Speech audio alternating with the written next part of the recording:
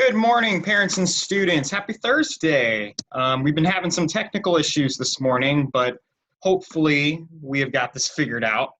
But I don't know about you guys. I am sick and tired of hearing about this coronavirus going around. It seems like that's the only thing people are talking about nowadays. So I am ready to take my mind off of it and get back to what we're all good at, which is learning. So let's go ahead and figure out what we're doing today. Like I said, I was having some technical issues this morning. So hopefully it is back up and working and you guys can see this and hear me. So yeah, let's go ahead and figure out what we're doing today. So today I am reading the text, Clara's Crazy Curls by Helen Poole, so that I can describe how the character's traits, feelings, and motivations change the events in the story using text evidence. I'll know I have it when I can correctly respond to 2 questions about how the problem in the story started and correctly answer 2 questions about the character's feelings in the story. So let's break it down. So today, we're going to be starting a new story called Clara's Crazy Curls. Now, just by looking at that cover, looking at that title, I'm getting the impression that this text might be fiction, meaning it's made up. It's going to probably tell us a story simply because it's a text that we're reading alongside another fiction story. So we can use some kind of common sense to kind of think that this might be fiction as well. So what are we doing with this fiction text?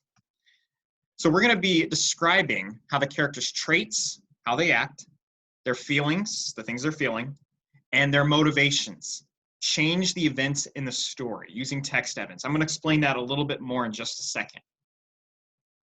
Now, I'm going to emphasize that text evidence part, meaning when you guys are writing your answers and you guys are telling me a little bit more about what you're reading, please, please, please include some text evidence.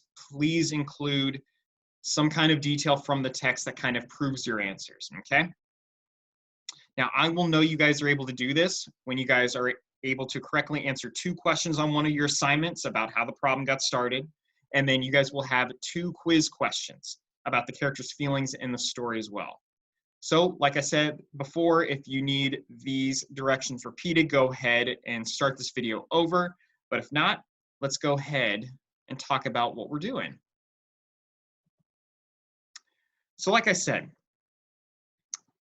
yesterday and the day before, and even on Monday, we read a story called Hairpocalypse, right? About this kid named Aiden whose hair was just completely out of control, causing him all sorts of problems.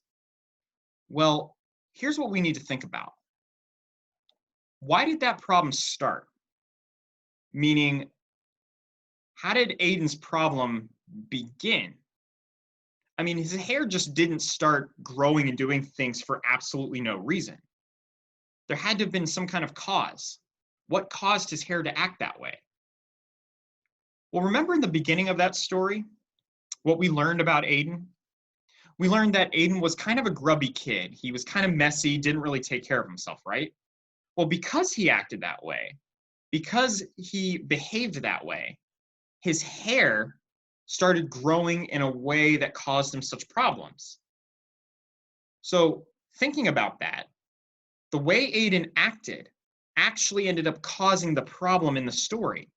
What you guys will find is a lot of stories, a lot of the problems in most stories that you read or movies that you watch, a lot of those problems start because of the way a character acts, the way a character feels, or something the character might want, right?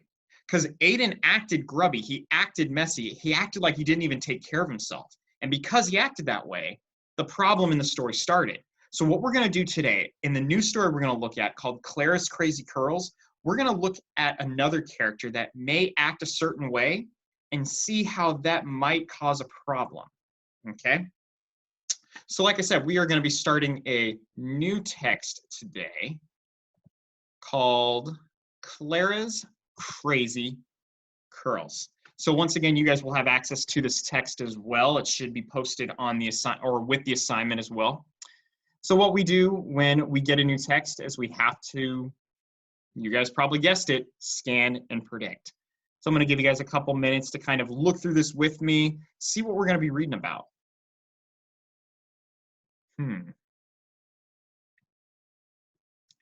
Here we go. It's running a little slow today. She's got big hair, and it looks like a lot of the people on there are noticing that her hair is pretty big. Oh yeah, because you see those words right here, guys? Big, strong locks. Oh yeah, she's got enormous hair. Look at that illustration. You guys see this illustration here? It looks like she wants her hair to be bigger, right? She wants her hair to be like twice the size that it is. I wonder how she's going to do that. Ooh. What the heck is she putting in her hair? It's disgusting. Whoa. I don't know about you guys, but like hair disgusts me. Like when I see like little strands of hair just lying around, it grosses me out. So like I'm looking at a story like this and already I feel grossed out. Like look at all that hair. Her hair is gone completely berserk here. It is crazy. But you guys see her face? Like she doesn't look like she minds all that much. In fact, it looks like she kind of likes the fact that her hair is growing so much. That birds are sleeping in it. She seems happy about that. Okay. She got some old people, I guess, liking it. She got the cat out of the tree. Good for her. The story has aliens? Oh, geez.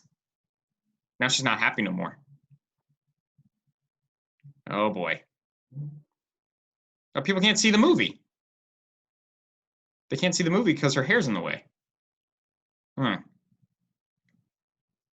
Okay. Oh, but now her hair is back to normal. Okay. Makes sense. I mean, you don't want something that's going to bother other people. So as I zoom all the way back to the beginning here, already I'm getting the idea that this story is going to be a little bit different from the story we read for the last couple days, right? Like already I'm getting some major differences here. So here's what we're doing. I'm going to read you guys a small part of this story, and then you guys are going to read the next part on your own. But there's a couple things we need to think about. Like I said earlier, we need to think about how we can describe our main character. How do they act? How do they feel? What do they want? And then we're going to use that to kind of see how does that cause a problem? Meaning, how does what our main character wants, how do they act, how do they feel, how does that cause a problem in the story? That's what we're going to think about today. But keeping in the back of our mind, what we're also going to do is we need to also think about why the story was written. What's the author trying to say? Is there some kind of lesson? Is there some kind of idea they're trying to talk about? And how is this story different from the last story we read? Are there any similarities? Are there any differences? We're going to have to read and find out. So let's go ahead and start looking at the story, Clara's Crazy Curls. And I'll let you guys know where I'm going to stop so you guys can take over. Clara's Crazy Curls by Helen Poole. Little Clara May was very, very small, but what was most extraordinary was her hair was really tall. Oh, this story rhymes. I like it. See, I like when story rhymes. It makes it more fun. She didn't need a pencil case, a school bag, or lunchbox. Instead, she stored her gear in her big, strong, curly locks. So already I'm noticing a difference. Already I'm noticing that she's using her hair to her advantage, meaning she's using it to like store all of her things. See, to me, that's different from what Aiden was doing, because Aiden's hair was acting like a bully almost. Like his hair was kind of causing him all these problems and destroying everything. Clara's hair seems to be useful, meaning she's putting it to work. But Clara often wished that her hair could reach the skies, the tallest hair in all the world, and maybe win a prize. One night in the bathroom, Clara spied a jar of pie. The label read, "Big and beautiful hair, guaranteed in just one try." So I'm going to pause there for just a second. I'm noticing right now I can already tell what Clara wants. Clara really, really, really wants her hair to be gigantic, right? And in order to do that, she's got this, like, I guess this is what this goop was we saw earlier. This thing is gonna make her hair grow huge, right? So already we know what she wants. It's her hair to be big. I mean, it's already pretty big. Does she really need it that much bigger? I don't know. Let's see if she continues to act this way. Clara reached and grabbed the jar with a second thought, without a second thought, meaning she's not thinking about it, she's just doing it. But she didn't use a little dab. Instead, she used a lot. Oh boy. That night when she was tucked in bed, Clara never knew that while she lay there sleeping, her hair grew and grew and grew. When Clara woke next morning, she was on the bottom stair. She'd been slowly and quietly pushed out of bed by her crazy curly hair.